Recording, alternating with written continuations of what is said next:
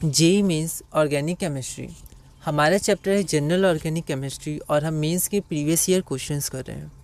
अगला क्वेश्चन है question number 111। A chromatography column packed with silica gel as stationary phase was used to separate a mixture of compounds consisting of benzanilide, aniline, acetophenone. तो इन तीनों compounds को column chromatography के द्वारा separate किया गया था।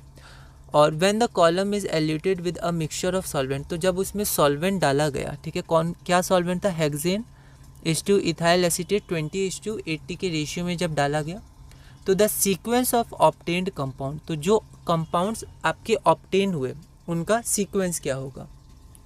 यह क्वेश्चन 2020 में आया था। एक बार आप इसे ट्राई करिए, फिर हम लोग आगे बढ़ते हैं।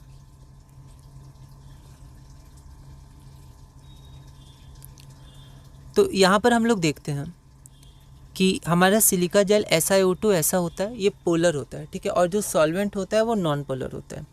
तो हमारा पहला कंपाउंड है बेंजेनिलाइट। तो ये हो गया बेंजोइक एसिड प्लस एनिलीन से भी ये प्रिपेयर किया जा सकता है। इसको आपको ध्यान रखना है, ठीक है। तो कुछ स्ट्रक्चर्स और कुछ कॉन्सेप्ट्स और साथ में कुछ स्ट्रक्चर्स जो आपको याद ही होने चाहिए, ठीक है। तो इसमें से ये एक स्ट्रक्चर है जिसको आप रिवाइज करिएगा, तभी आपको याद रहेगा, है ना। फिर अगला है एनिलीन और फिर है एसिटोफिनॉल। तो यहाँ पर क्या हुआ कि compounds which are able to form strong H bonds with the stationary phase will come last, ठीक है। तो अब होगा क्या कि ये या तो इंटरेक्ट करेंगे स्टेशनरी फेज के साथ या मोबाइल फेज के संग। स्टेशनरी फेज हमारा पोलर है, ठीक है, ऑक्सीजन है, पोलर है।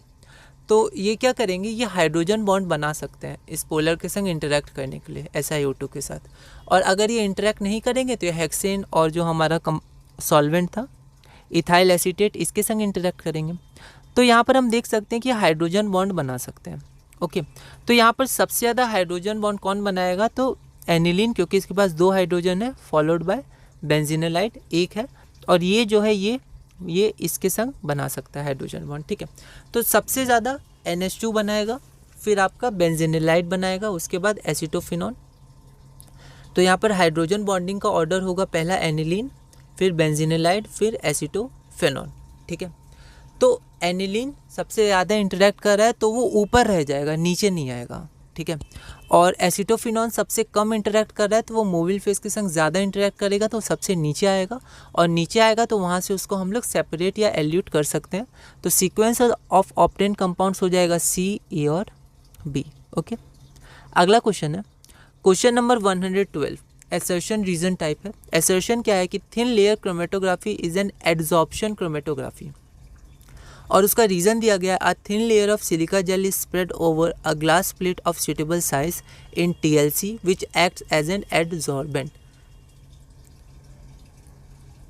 2022 का क्वेश्चन है, एक बार आप इसे ट्राई करिए, फिर हम लोग आगे बढ़ते हैं।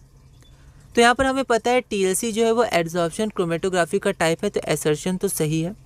और उसमें thin layer of silica jail apply किया जाता है, वो एड्जॉर्बेंट की तरह काम करता है। एड्जॉर्बेंट मतलब जिस पर एड्जॉर्प्शन हो, और एड्जॉर्बेट मतलब जिसका एड्जॉर्प्शन हो, ठीक है। तो रीज़न भी सही है और ये करेक्ट एक्सप्लेनेशन भी है, क्योंकि ये एड्जॉर्प्शन क्रोमेटोग्राफी इसीलिए कहलाता है क्योंकि इसके अंदर जो सिलिका जेल होता है प्लेट में, वो एड्जॉर्बेंट की तरह काम करता है, तो वहाँ एड्जॉर्प्शन होता है, ठीक है, उसके सरफेस पे। तो A करेक्ट है, R करेक्ट है, and R is the correct explanation of A। Okay, अगला क्वेश्चन हमारा है, हमारे पास यहाँ ये दिया है कॉलम में और एक ये दिया है, तो आपको बताना है कि इसमें से मोबिल फेज कौन है, इन तीनों में से एड्जॉर्बेंट कौन है और एड्जॉर्बेट कौन है। तो इस क्वेश्चन को आप एक बार ट्राई करिएगा, 2019 में ये क्वेश्चन आया था। अगली वीडियो में हम इसे सॉल्व करेंगे।